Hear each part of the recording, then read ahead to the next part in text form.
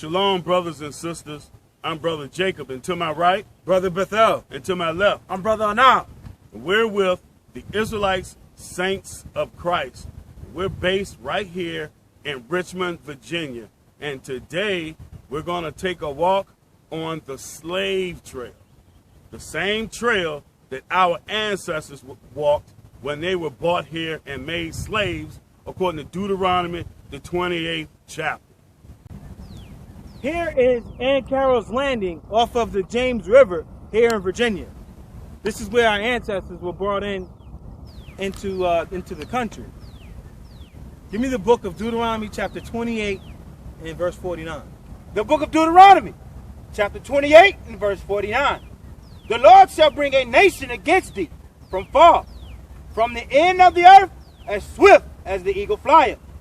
A nation whose tongue thou shalt not understand. Verse 50. A nation of fierce countenance, which shall not regard the person of the old, nor shall favor to the young. Now by Esau's own accord, he's going to let you know what he's done. Here it says, on May 21st, 1607, a week after establishing Jamestown, Christopher Newport led a small band of colonists. The scripture said, a nation of fierce countenance, whose tongue thou shalt not understand, shall come against you. Here, Christopher Newport led a small band of colonists establishing Jamestown. It goes on to say, including John Smith, up the James River.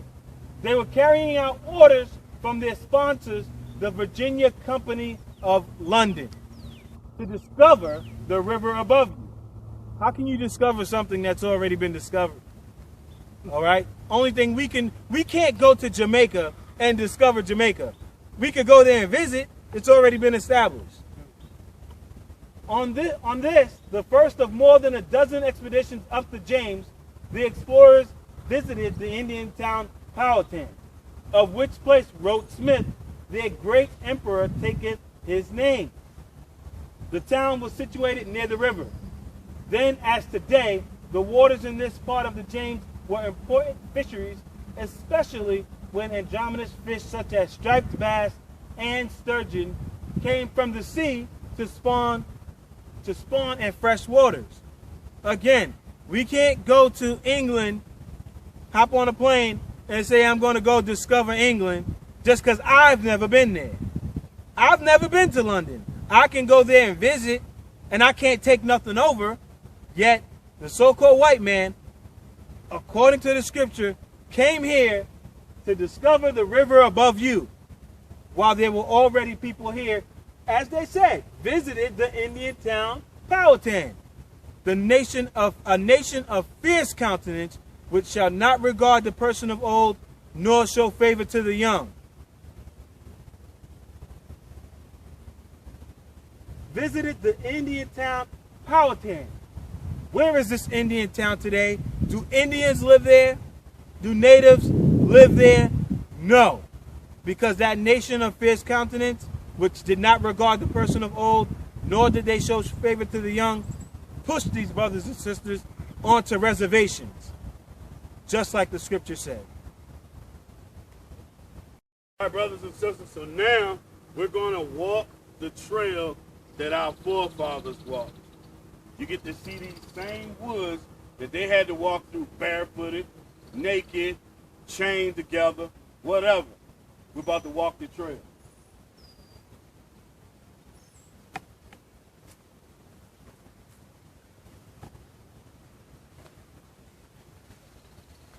As Brother Jacob just mentioned about our people walking through here barefooted, it's a little bit more trodden down now, but you can imagine when our people first walked through here and it was rough and, man, no shoes on.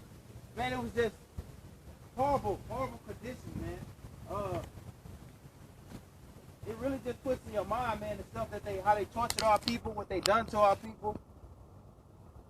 It wasn't a pretty sight, man.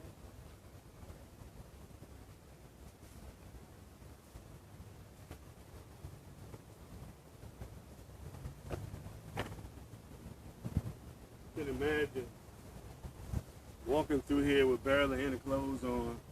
And you know, the way ticks work, they climb up to the high spots of these leaves and stuff, and they wait for you to walk by and attach to your clothes. So you can imagine all the insects, fleas, ticks getting on our people going through here. Just terrible punishment within itself. After a long boat ride. A long treacherous boat ride. But it's all because we transgressed the laws of our God. So he punished us. The Most High is not a joke. Can you imagine walking on these sticker brows, man? Sticker brows? Yeah, those green things, those things hard. They fall off on the ground. Can you imagine stepping on that, man, with no shoes? Dang. And they here today. Yeah. They might have been even more plentiful back in that day. Man.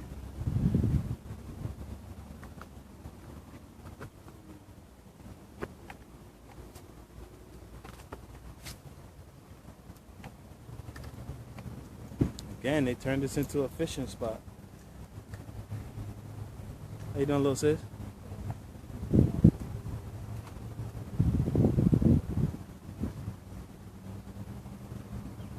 Now it's a local fishing spot. All right, we're here at this plaque, and it's called Crossing the Atlantic.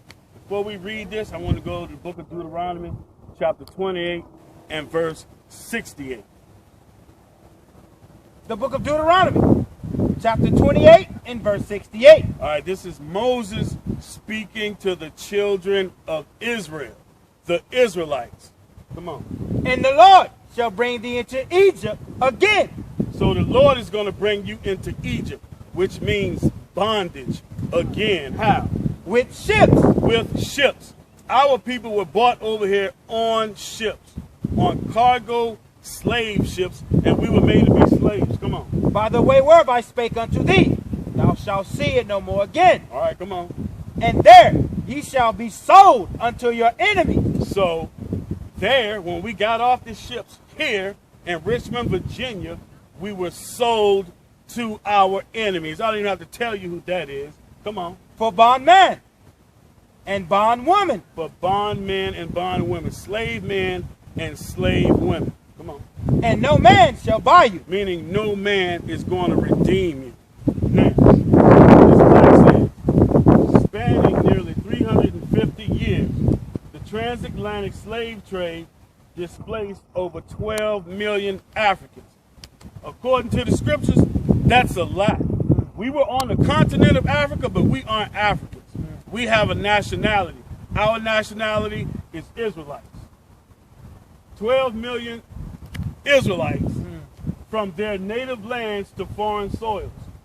European traders, also known as Edomites, eager to fill the labor vacuum in a new world, participated in the capture of and sale of African men, meaning Israelites. Bondman, right. bondwoman. Women and children. The victims experienced unimaginably inhumane, horrific circumstances as they crossed the Atlantic Ocean, a journey known as the Middle Passage. Their destination, the New World, the place that Columbus was looking for. Primarily, Brazil and the Caribbean.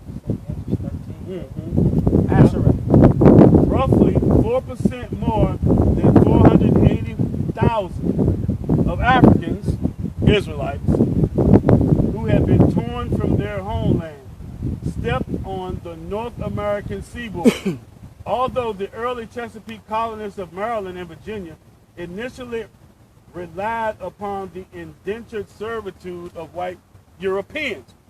See, the white people were indentured servants.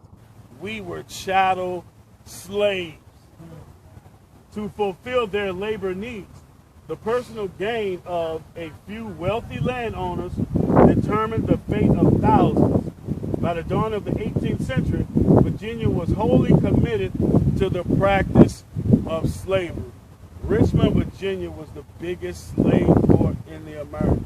Now, down here, about the trail, Designed as a walking path, the Richmond Slave Trail chronicles the history of the trade in enslaved Africans, Israelites, from their homeland to Virginia, which, by the way, Israel is our homeland, not Africa,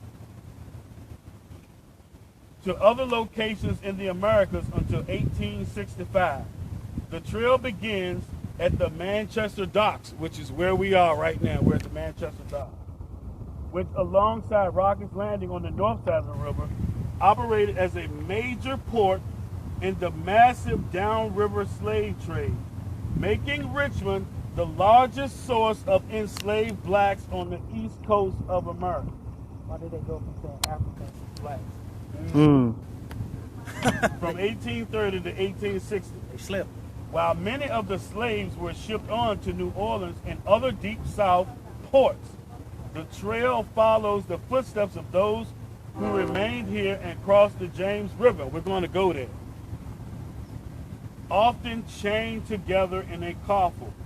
Once reaching the northern riverbank, the trail then follows a route through the slave markets and auction houses of Richmond.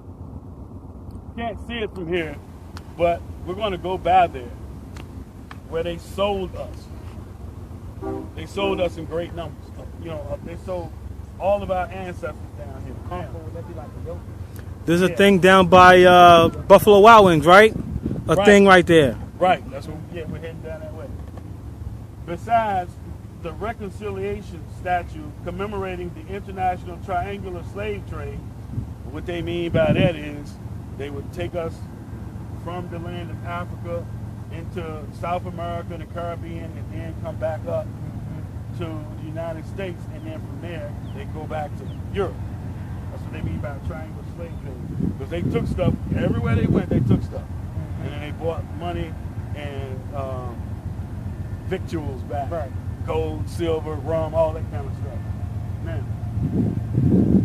and on the site of the notorious Lumpkins Jail, and leading on to Richmond's African burial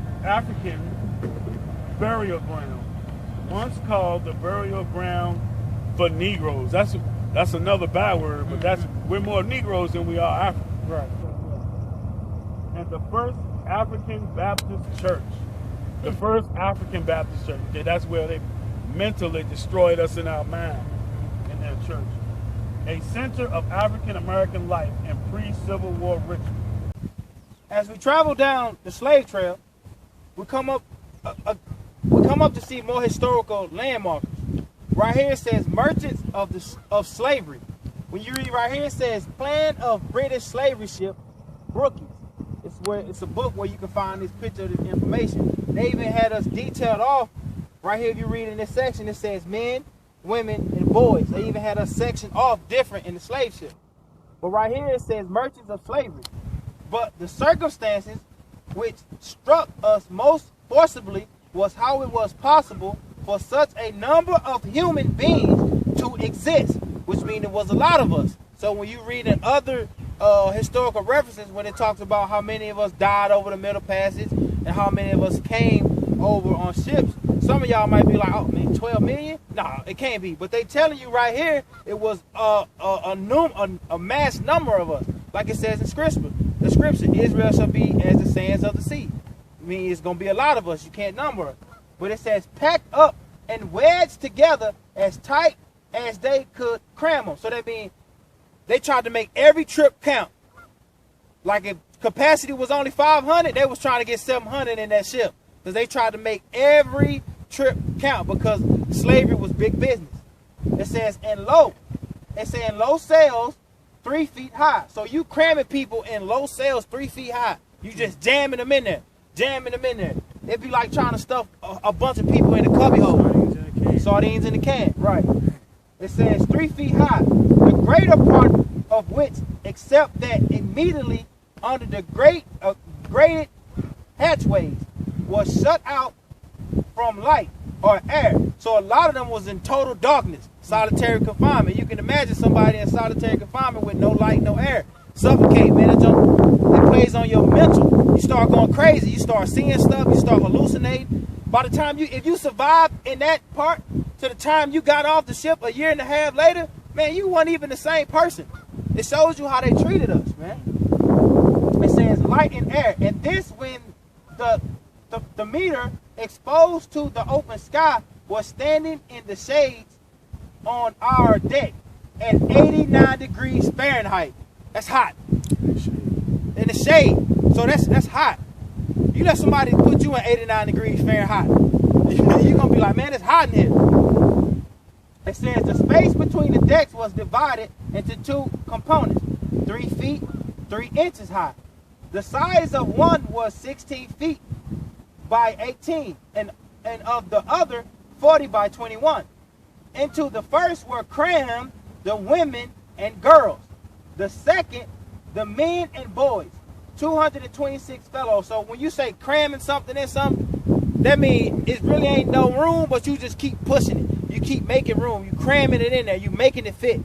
You can imagine, man, being crammed up in a car. Imagine being crammed in a boat. You chain together. You can't go to the bathroom. They feed it wasn't like they was getting meals. They throwing slop down there, feeding whatever. If you ate, you ate. You didn't, you didn't. We went to the bathroom on each other. On each other, right. So you can imagine if a woman still having her cycle, she's bleeding. You can imagine, man, the diseases that our people was dying from. Some of them probably was glad to be thrown over a ship, man. Would you rather die than for somebody to pee on you, for somebody to defecate on you, somebody to have their menstrual cycle on you, man? That's horrible conditions. And this is how they did our people. It says in another space between 220 fellow creatures were thus thrust into one space, 288 feet square, and 336 into another space, 800 feet square, giving to the whole an average of 23 inches, and to each of the women not more than 13 inches. So you can just imagine how much room they like this. They like this in there. It wasn't no enough room to fit your body, nothing right, more. Nothing more, nothing less, because slavery was big business. So they tried to make every trip count. But we can read that in scripture, the book of Isaiah, chapter 22, verse 17. The book of Isaiah, chapter 22 and verse 17. Behold, the Lord will carry thee away with a mighty captivity. A mighty captivity. Mighty. A mighty captivity means mass. Mighty means powerful. A powerful captivity. What you read right here is powerful impact upon people, man. That wasn't something they weren't on no slave ship. They weren't on no love boat, no cruise ship. They was in bondage. Read. And will surely cover thee. Verse 18. He will surely, violently, turn and toss thee like a ball. Violently, turn and toss thee like a ball. Anybody ever seen a ship on those massive waves? Man, you up and down, back and forth, tossed to and fro like a ball. Read. Into a large country. Into a large country. We were brought from our homeland, Jerusalem, from the western banks of Africa. When you ever hear about the gate, or the door of no return, we left those docks and we came over here to the Americas. Read. There shalt thou die. There shalt thou die. And we died. Oh boy, did we die. Physically and mentally and spiritually, because now we're serving other people God. Give me Revelation chapter 18, verse 13. It said merchants of slavery. So if a merchant is big business. Ain't nobody doing more big business than America. Everybody wants to buy and sell in America because they have God's jewel. They have the people that don't own nothing, don't manufacture nothing. So what do? We are consumers. Read. The book of Revelation, chapter 18 and verse 13. And cinnamon and odors. Cinnamon and odors. They're showing you that different type of spices and different type of things that this country, America or Babylon the Great, is dealing in. And ointments of frankincense. Ointments of frankincense. Read. And wine. Wine. And oil. Oil. And fine flour. Fine flour. And wheat. And wheat. And beasts. And beasts. And sheep. And sheep. And horses. And horses. And chariots. And chariots. And slaves. And slaves. They're pointing you out to this country, America the Great, Babylon the Great, merchants of slavery. They're letting you know in scriptures, what did they sell? You're reading right here that they sold Israelites, so-called blacks, Latinos, Native Americans of Negro descent. And souls of men. Souls of men. This is what this place has done to us, man.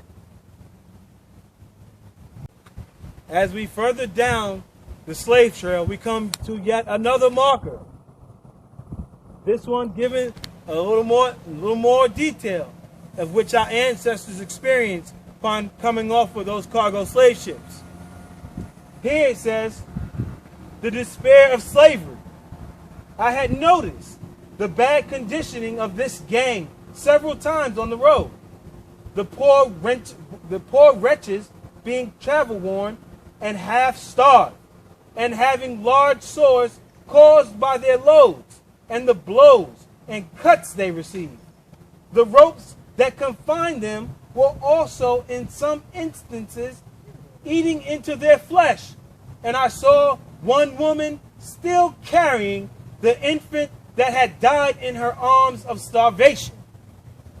With that, we're going to go to the book of Deuteronomy, chapter 28 and verse 67. The book of Deuteronomy, chapter 28 and verse 67. In the morning thou shalt say, would God it were even.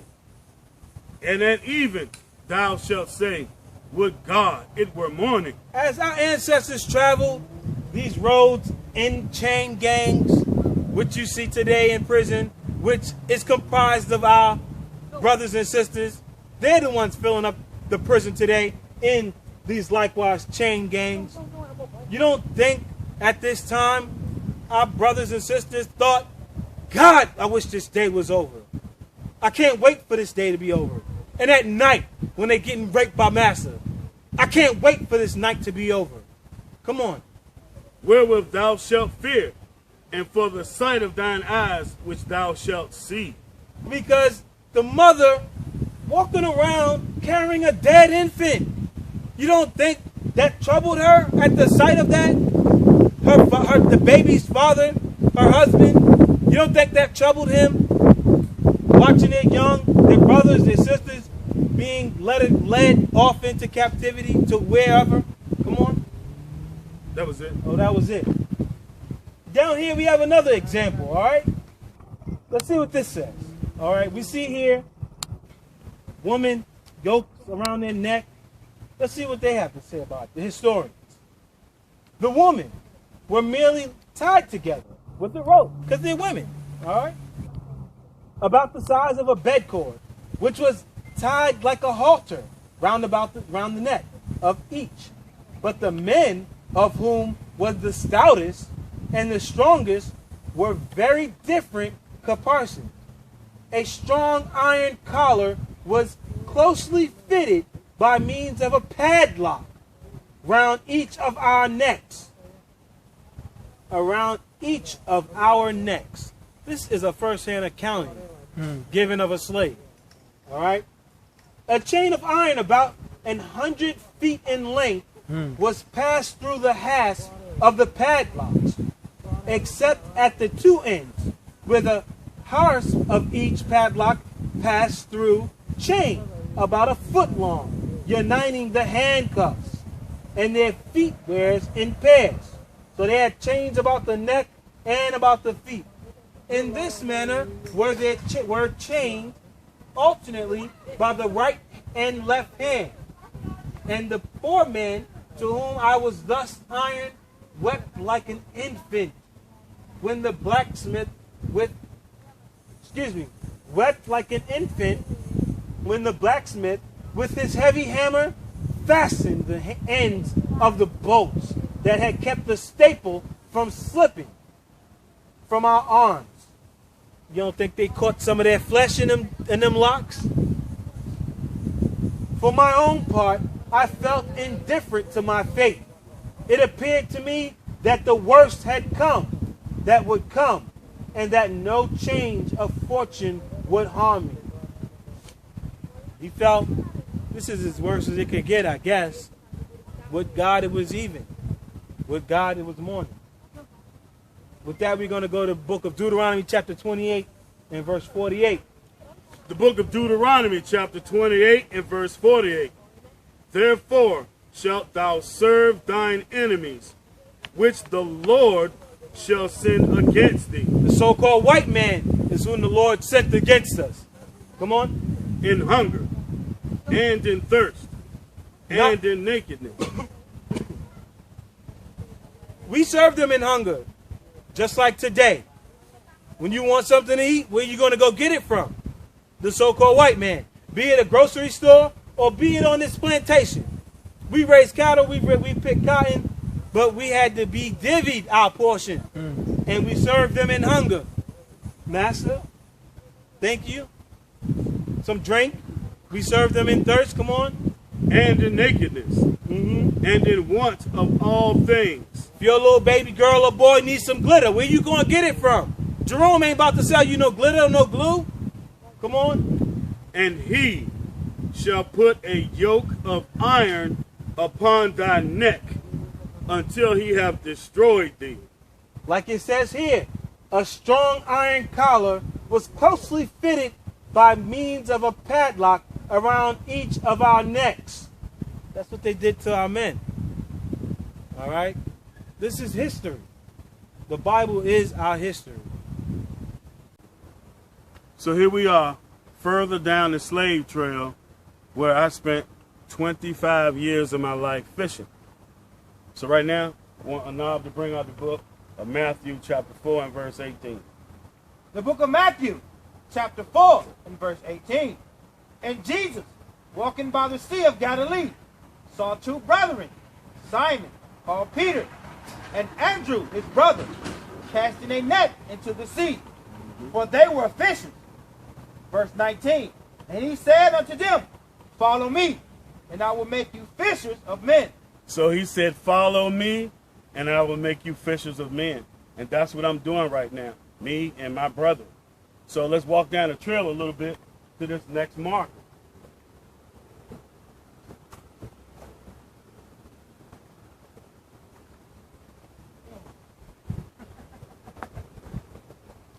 So this one here is called the Creole Revolt. And I'm going to read it, bring out a little bit about this. So it says, in October of 1841, Madison, Washington, and over 100 other men were sold from Richmond slave jails and ordered for export to New Orleans, although the infamous Robert Lumpkin did not own his jail until 1844. He was one of several shippers in Richmond who contracted with the Creole, and some sources suggest that he might have owned anywhere from 41 to 90 of the passengers slated for this particular voyage. Not only that, he ended up being married to one of the slaves and having children with her. Now, after their purchase by slave traders, Madison, Washington, and the rest of the enslaved African Americans, which are Israelites, destined for the New Orleans, poignantly reversed the walk that had once led tens of thousands of Israelites trafficked in the transatlantic slave trade. The future could promise little more than hardship and suffering in strange and foreign lands, because they didn't just bring us here, they brought us to the Caribbean and South America too. Now, for those aboard the Creole, however, a different future awaited. Shortly after leaving the port at Hampton Roads and setting sail on the high seas, Washington rallied 18 of the other enslaved blacks and planned to take control of the ships, secretly freeing themselves of their shackles and chains. The men surprised the crew on deck, seized hold of their weapons, and demanded the Creole set a course for Nassau, a British-governed port in the Bahamas. So the Bahamas was owned by the British. They enslaved our brothers and sisters down there. Now, scholars speculate that Washington was one of the many enslaved people who participated in an extensive communication network that had developed over the years. As one captive could be sold and exported several times over the course of his or her life. Word of mouth traveled quickly. Through this network, enslaved Israelites learned of the fate of loved ones from whom they had been separated. Compassionate abolitionists willing to help them pursue freedom, or previous revolts that had or had not succeeded. It is highly likely that the captives aboard the Creole had heard enough about maritime law and navigation to avoid several pitfalls. For example, they started their mutiny after the ship entered international waters beyond the jurisdiction of the United States. Secondly, by seeking refuge at a British port, they would be considered free, as Great Britain set forth an emancipation decree in 1833. And thirdly, with the story of the Amistad. That's where all this information came from. Our brothers that were aboard the Amistad that killed their captives, and they went to court. That's where they learned this information. If you don't know it, look it up, about the La Amistad.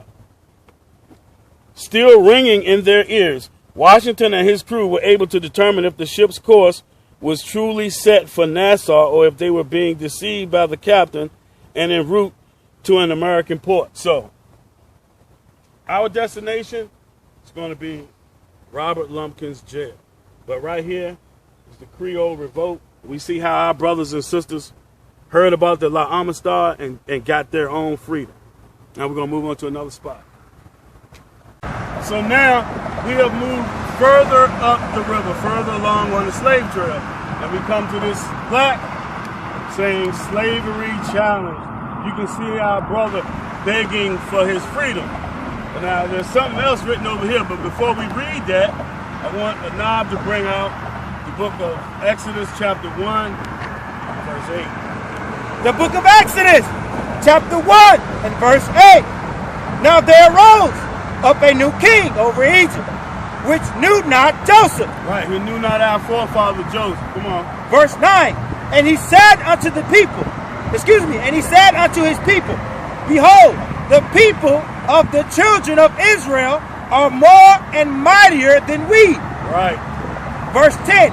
Come on, let us deal wisely with them. Let us deal wisely with them. Go ahead. Lest they multiply, and it come to pass that when they falleth out in the war, they join also unto our enemies. Right, so they wanted to sway our people so that if there was ever a war, that we wouldn't side with their enemies. So let's listen to the craftiness of these Edomites that had us in slavery. This is Thomas Jefferson regarding the abolition of slavery. We have the wolf by the ear, and we can neither hold him safely nor let him go. It's the same way Pharaoh was when he had us in Egypt. They know that we're the children of Israel, and we're a mighty and strong nation. So they dealt with us wisely, and so did the white man. But when he let us go, we were already destroyed in our minds. So we had to break our mind first because they couldn't deal with us physically. Right. All right, with that, we're going to move to the next spot. Okay, y'all. Here we are at another marker. And this one says, Richmond's Burgoyne Trade. Upon reaching Virginia, enslaved Africans were forced to walk along the riverbanks and into nearby cities, including Richmond, for further sale. This routine practice, when Virginia officially passed a law prohibiting the importation of Africans, Israelites, to its shores in 1778. The federal 1808 law that banned all African importation severely curtailed the supply of coerced labor that was crucial to Southern states' agricultural fortitude. As a result, the lower South veered suddenly toward economic crisis. So what this is saying, that in 1778, they no longer allowed you to bring in Africans to import them into this country. So what they would do to keep you from seeing that they were coming off slave ships and being imported from other places, they would park their boats downriver and walk us up along the slave trade. So, now we're going to move on to another mark. We're here at another landmarker, Mayo's Bridge. We walked up from the trail from down that way, came around, and now we're up here at another historical sighting. It says the Union soldiers would put out the fires and push into the city within hours of the Confederates, passing over the bridges. Among the first Union soldiers to put down their muskets and pick up fire hose and axes will be the several regiments of the United States colored troops. So as you see again, man, we always the ones doing stuff. We always the ones bearing the brunt of the force. We're always the ones doing the hardest jobs, carrying stuff. Which is always like when you look at the times when a black man could be in, when they first started letting us be in the army. They would put us on the front line. You basically like, hey, y'all niggas take the first couple shots, and the good old white man go come behind you and clean up the rest. You basically was walking bulletproof vests. They say free slaves who had joined the Union Army for free other blacks, to free other blacks. So they was joining the army to free their people. Think about that. How many people are doing that today as so-called black people, so-called Hispanic, Native American? How many people are doing that, using their position as mayors, police chiefs, even entertainers, athletes that have the type of money to help their people out? How many of y'all are using what the Most High has allowed you to gain to help your people? You got people in the ghettos that can't see the things the world had to offer. While some of these football players and basketball players and rappers are not using their money to travel the world. Go see these things. Go see Petra. Go see Jerusalem. Go see what these monuments are in the scriptures, or even buy these books that cost $20,000, $30,000 and bring out this information. While the poor people got to scramble it together and buy a book for $1,000 to try to teach you our people, but you don't listen to us. But you listen to the famous people. These brothers was putting their life on the line to go free their people. Their whole goal was to, oh nah, I'm free, so let me go back and get my brother. Versus nowadays, I made it out, y'all better get yours because I got mine. It says instead of letting the Confederate capital burn to the ground, these black men who had every reason to hate Richmond helped save it. The scriptures say, though hand join hand, the wicked will not go unpunished. So our people had every right to let this city burn to the ground, but they saved it. Why? Because as the scriptures say, they already was destroyed in their mind. You think I'm going to save this country if it's burning? When the Most High God sent Christ to destroy this place, Lord's will, we be fighting with Christ, but our damn sure ain't going to be trying to put out no fire, man. Right. Stop the assimilation. Help your brothers and sisters. So we came up the slave trail. We're crossing the bridge just like our forefathers had to, coming into this nasty place, into this nasty captivity of Babylon. Babylon the Great. Now we're going to head towards Lumpkins Jail, where they sold our people on the auction blocks. Brothers and sisters, we are at our destination. We are at Lumpkins Jail. Behind you is Main Street Station, and to the left of that is the Old Farmers Market. And in that area is where they sold our forefathers and foremothers into slavery. That's where they put us on the auction blocks. Behind us is Lumpkins Jail. And what we're going to do is read out of this book called Lies Across America, and we're going to hit a couple of scriptures too. So, Brother Bethel. The book Lies Across America, page 282. Is that chapter? Yeah. Chapter 62, Slavery and Redemption. Richmond was one of the great centers of the slave trade. But today, the city contains not one historical marker or site alluding to the buying and selling of human beings. If you stand today where Broad Street passes over Interstate 95, formerly 15th Street, you are in the heart of Richmond's famous slave market. So right now we're standing where the slave markets used to be. You can hear the cars going by. Behind this building is Interstate 95.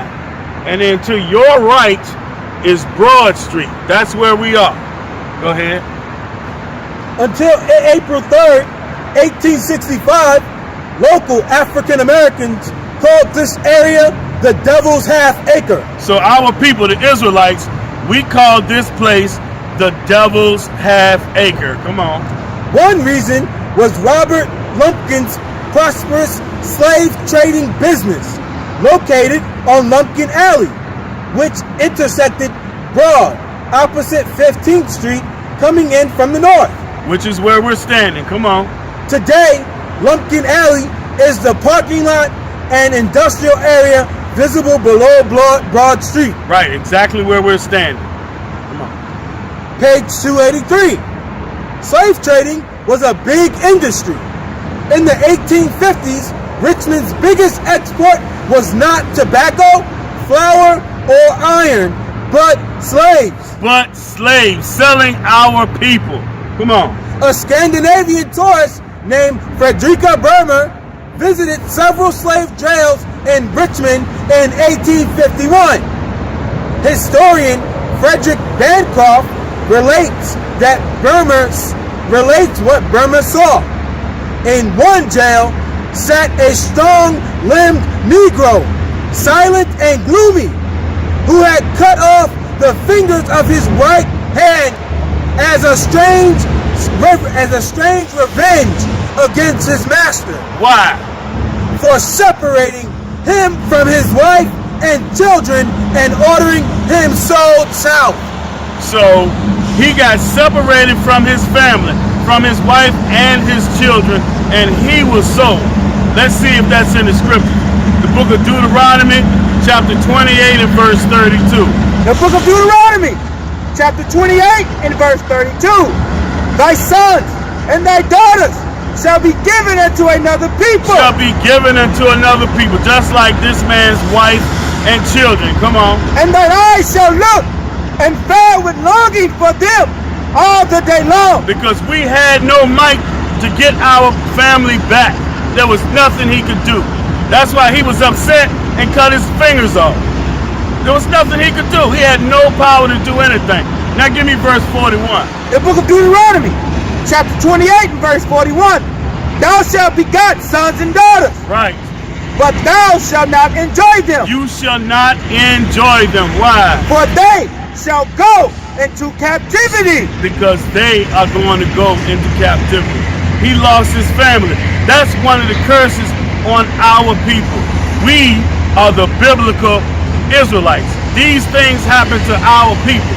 Now, go down to this, starting this chapter here. Read that. The last paragraph on page 283. In 1866, Reverend Nathaniel Clover, a Boston minister, came to Richmond to establish a school to train African Americans to be ministers. No white would rent him a suitable building, but Mary Ann Lumpkin offered to lease him Lumpkins Jail, a solid 2-story structure with barred windows. With unconcealed enthusiasm, historian Leon Lickback writes, black workers knocked out the cells, removed the iron bars from the windows, and refashioned the old jail into a school. So Robert Lumpkin, after slavery was abolished, he married one of our sisters and had children with her. When he died, she inherited everything that he owned, including Lumpkins Jail. So she sold it to this minister, pastor, whatever he was, and then he started teaching our people lies. So once slavery was over, and we were destroyed mentally, then here comes Christianity to help keep us destroyed. Now read that.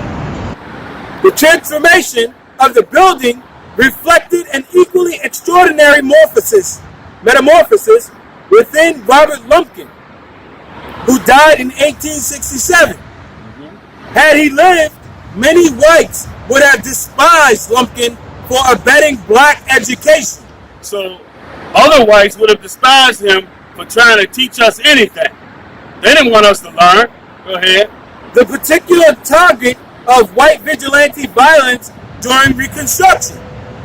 The school, Richmond Theological Seminary, survived after many mergers, name changes, and relocations endorsed today as Virginia Union University. Right.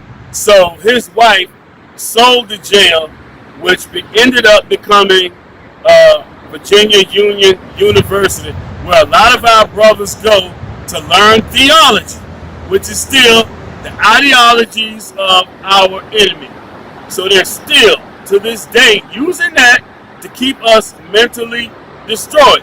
Now give me the book of Deuteronomy Chapter 28 and verse 64. Right. The book of Deuteronomy, chapter 28 and verse 64. And the Lord shall scatter thee among all people. Right, he did that. Come on. From one end of the earth, even unto the other. He did that too. And there thou shalt serve other gods, which neither thou nor thy fathers have known. Because our forefathers in Israel, we did not know their gods. We didn't know white man Jesus. We didn't do the things they do in Christianity or Catholicism. We didn't deal with that at all. Our fathers did not know those gods. All right, now finish that out, bro. Which neither thou nor thy fathers have known, even wood and stone. Right, we did not know Christianity, and we definitely did not know Islam. We did not deal with those things. We knew who our forefathers were. We knew what they looked like. You couldn't fool them with white man Jesus. It took generations to do that. So, there you have it. We have walked the slave trail, showing you what our forefathers went through. We end up here at Lumpkins Jail. So that ends our journey on the Richmond slave trail. With that, I'm Brother Jacob. To my right, Brother Bethel. and to my left, Brother Anam. visit us at IsraelitesSaintsOfChrist.org and on Facebook, Virginia Israelites and Israelite Saints of Christ. With that, we say Shalom. Shalom.